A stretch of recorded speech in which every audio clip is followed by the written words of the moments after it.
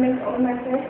I am dealing with the same topic that Oni has already discussed, but I have something new to explain. So my topic is Aristotle's six arts of tragedy, and I would like to and already Nargis has explained the definition of tragedy, but let's see a different way, or we can say in a simple way that.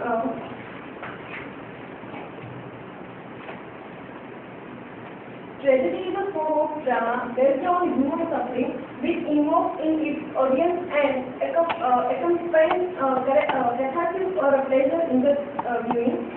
It is the general meaning of the tragedy, and but here I want to talk about the Aristotle's concept of tragedy, that what he thought about the tragedy and what should be in the tragedy, in a tragic drama. And after reading some dramas like Oedipus and Electra and Antigone, he came to conclude that and given us one particular definition of the tragic drama. I know that already Nargis has explained it in detail, but let's see again, because nothing will be go in vain. So, tragedy is an imitation of an action that is serious, complete, and of a certain magnitude in language and embellished with each kind of artistic ornament. The several kinds of being found in separate parts of the play in the form of action, not of narrative. Thoroughly pretty and real effecting the proper proportion of these emotions. And through this definition, Aristotle has given some elements for the tragic drama, that what should be there in a tragic drama, a particular thing, and there are six elements. First is plot. According to him, plot is the most important element of tragedy because it involves action, and as he defined in his definition, that action is tragedy is an imitation of an action, so action must be there and in the plot, and the plot action must be in the plot. And he has also given some characteristics of plot, that what should be in the ideal plot of tragic drama. First, plot must be a whole with a beginning, after which the middle and the end follows naturally on each other. Then next, it should be not be plot should not be too large or too small. Then second is there should be a unity in a plot. Here we said that there should be unity in a plot, but by saying that unity of plot, he doesn't mean that unity of only a hero. But here he said that unity of plot means the unity of elements that arrange.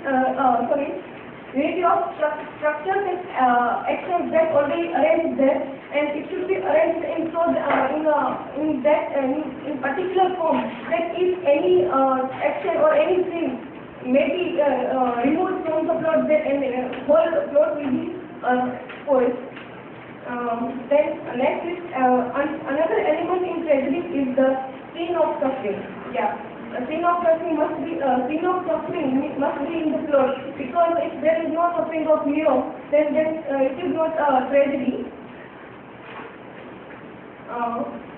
Actions must be taken by those people who are not naturally enemies. Here he said that whatever action done is by a natural enemy, means if like enemy kills an enemy, it doesn't create a tragedy. But if a brother kills a brother, then it is a tragedy. Or if a son kills his father, then it is a tragedy. And we can see it in Hamlet also, that Claudius kills his father. Claudius kills his brother. There is a tragedy of his Hamlet's father. And even we can see it in Julius Caesar, that Julius' best friend Brutus was involved in the murder of Julius. At that time he said that you do Brutus, and because of that element that Brutus was involved in that murder, we have that great quote that you do Brutus. Then next is character. The plot then is the first principle and as it is where the one of the tragedy, then character holds the second.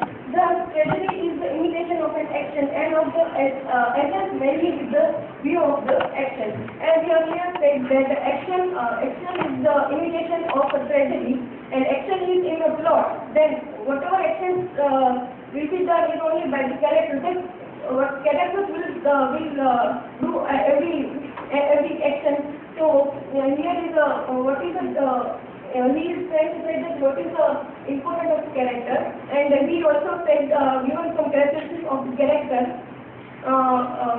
Hero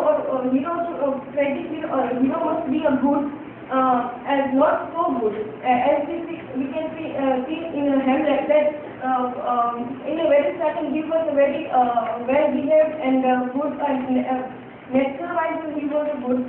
But when he came to know that his uncle has killed his father, then he comes to realize that he has to do something. He has to take a revenge of this, and at that time he becomes not bad, but somehow become bad. Then thought consists of every effect which has to be produced by speech, proof and justification, and thought is one of the causes of action and it covers the mind activities from the reason. Then diction. Simple meaning of diction is a choice of words that we use in dictionary words. It is a fourth element and in a diction the diction is the medium of language or expression and to which the character reveals their thoughts and feelings. And in a tragic drama, diction should be powerful enough to start. The last is song and spectacle.